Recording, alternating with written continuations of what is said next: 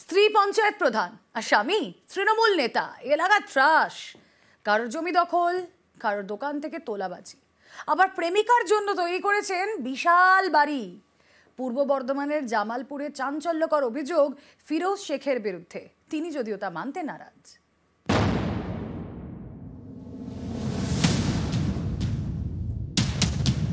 স্ত্রী পঞ্চায়েতের মাথায় আর স্বামী তৃণমূল নেতা। প্রেমিকার জন্য তৈরি করেছেন বিশাল বাড়ি।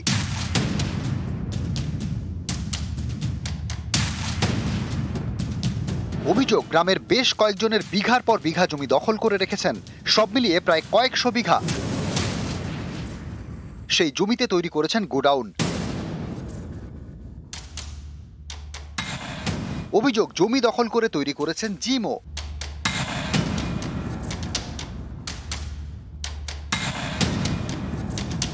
পূর্ব বর্ধমানের জামালপুরে চাঞ্চল্যকর অভিযোগ তৃণমূল নেতা ফিরোজ শেখের বিরুদ্ধে।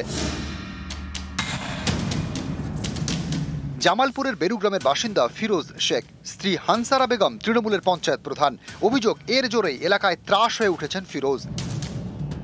এ অভিযোগ, কারো দোকান থেকে জোর করে জিনিসপত্র তুলে আনেন, টাকা চাইতে গেলে হুমকি, কারো আবার আবাস যোজনার টাকা থেকে 20,000 টাকা তোলা নিয়েছেন। ফিরোজের ভয়ে কাঁটা জামালপুরের গ্রাম।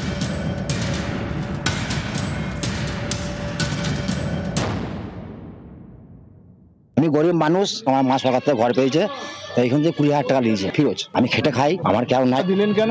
কি করে চাপে দিতে হয়েছে, না দেবো না টাকা, এই দেবো না, এই দেবো না করছে, টাকা দেবো না, এই দেবো না। মাল নিতে এসেছিল ফিরোজ, সার নিল, দিয়ে বলে পয়সা দিচ্ছি বলে লোড করে নিয়ে চলে গেল। চাইতে গেলে হুমকি হামকা মারবো, এইসব দোকান বন্ধ করে দেবো এইসব বলে। যে পয়সা করি আর চায় না ভয়েতে। 1,09,000 ক টাকা মতো মাল নিয়েছিল, 25,000 টাকা পেমেন্ট দিয়েছিল আমাকে। বাকি টাকা দেয়নি। সম্পূর্ণ মিথ্যা অভিযোগ, ভিত্তিহীন অভিযোগ। আমার বই তো আমার প্রেমিকা, আবার প্রেমিকাকে আমার গায়ে কাদা ছড়াতে চাইছে ওই মানুষগুলো, অপপ্রচার করে যাতে ওকে দমানো যায়।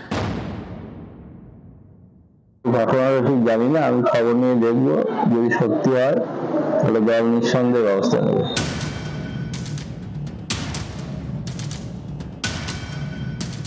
ভুরি ভুরি অভিযোগ জামালপুরের তৃণমূল নেতা শেখ ফিরোজের বিরুদ্ধে।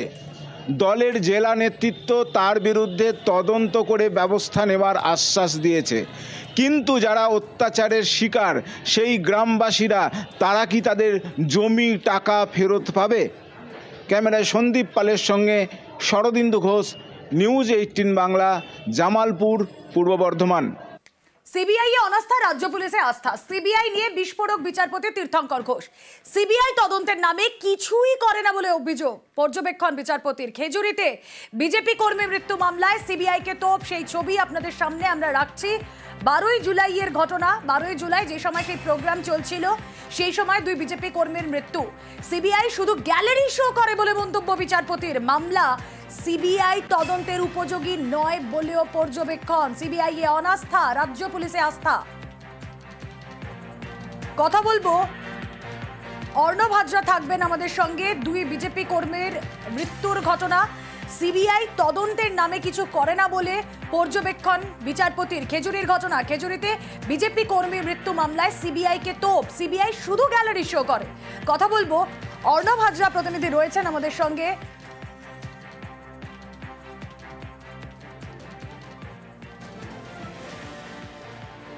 আরো একবার জানিয়ে রাখি, সিবিআই এ অনাস্থা, রাজ্য পুলিশে আস্থা। সিবিআই নিয়ে বিস্ফোরক বিচারপতি তীর্থঙ্কর ঘোষ। কথা বলবো, অর্ণব হাজরা প্রতিনিধি রয়েছেন আমাদের সঙ্গে। অর্ণব, এর আগেই আমরা দেখেছিলাম বিচারপতি উষ্মা প্রকাশ করেছিলেন, সিবিআই কে ভর্ৎসিত হতে হয়েছিল এবং সেখানে রাজ্য পুলিশের কোনো আধিকারিককে দিয়েই তদন্ত করানো হবে, এ কথাও স্পষ্ট করে দেওয়া হয়েছিল কোর্টের তরফে।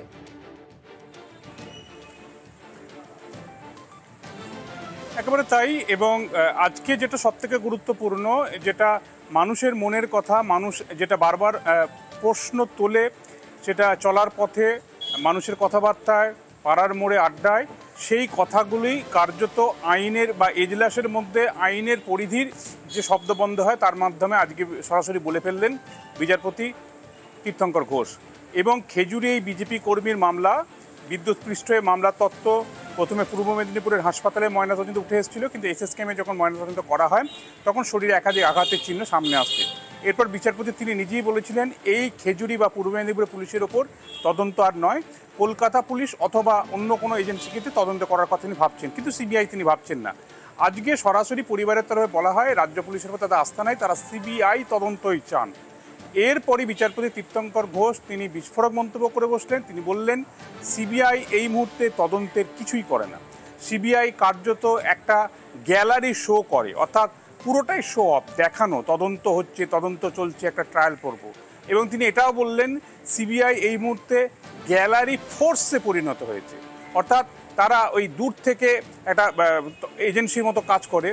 এবং এই মামলার যে মেরিট রয়েছে তাতে তিনি মনে করছেন ডিআইজি সিআইডিকে দিয়ে তার নেতৃত্বে সিট তদন্ত এবং আদালতের নজরদারিতে যদি তদন্ত হয় এক্ষেত্রে পরিবার একটা সুবিচার পেতে পারে বলে আদালত মনে করছে।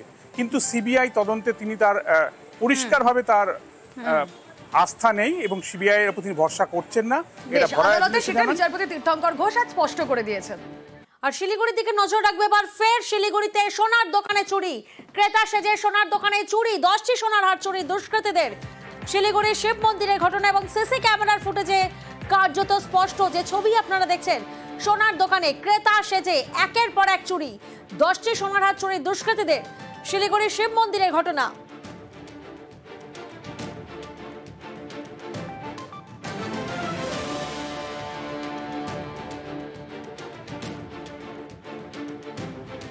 ক্রেতা সেজে দুষ্কৃতীরা আসে এবং তারপরেই হার নিয়ে চম্পট।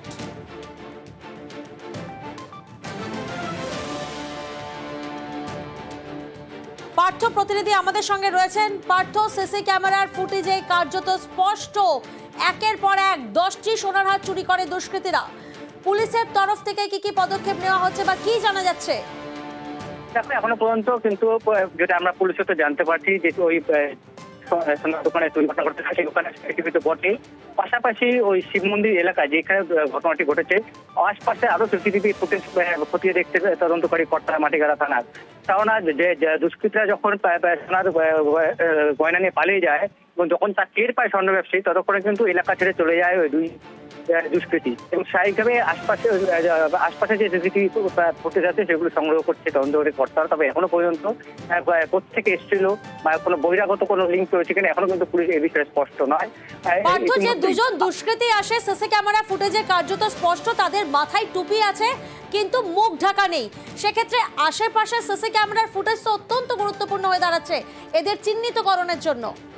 একেবারে তাই, সেই জন্যই পুলিশ চাইছে যে শিব মন্দির এলাকায় যে টার্নিং এর দোকান বা যে উড়ালপুল তার আশপাশে যেসব দোকান সিসিটিভি রয়েছে সেখানকার ফুটেজ সংগ্রহ করেই কিন্তু এই চুরির কিনারা করতে চাইছে তদন্তকারী কর্তারা।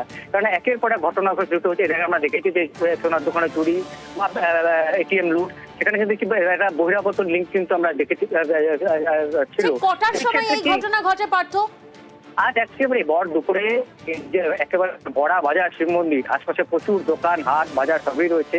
সেখানে এসে দুষ্কৃতী যেভাবে ক্রেতা সেজে এসে এখন ফলে বলে সে ব্যবসায়ীকে থেকে সোনার 10টা সোনার চেন নিয়ে যেভাবে পালিয়ে হলো, স্বাভাবিকভাবে যথেষ্ট উৎকণ্ঠা এবং উদ্বিগ্ন কিন্তু এলাকার ব্যবসায়ীরা। লকেট দেখাও, লকেট তো পছন্দ হচ্ছে না, আরো চেন দেখো, চেন দেখালাম, তারপর চেন দেখালাম, বলে এটা পছন্দ হচ্ছে না, আরো দেখাও। 10টা চেন ছিল টোপলার মধ্যে, টোপলাটাই গায়েব করে দিচ্ছে, টোপলাটাই মালের ইয়ে থেকে টোপলাটাই সরাই দিচ্ছে। দুজন ছিল, একজন প্রথমে ঢুকছে, একজন ব্যাগ নিয়ে দাঁড়িয়েছিল, এখান থেকে মাল এখান থেকে সরাই নিচ্ছে। একজন চলে গেছে আগেই, ওই মাল নিয়ে ভাগছে, তারপরে ও চলে গেল, তারপরে আমি পিছা করলাম, পিছা করে বাইকে চলে গেল। 10 লাখ টাকা। পুলিশ আসছিল, কমপ্লেন জিডি করে নেই থানায়, স্যাররা আসছে দেখে গেছে।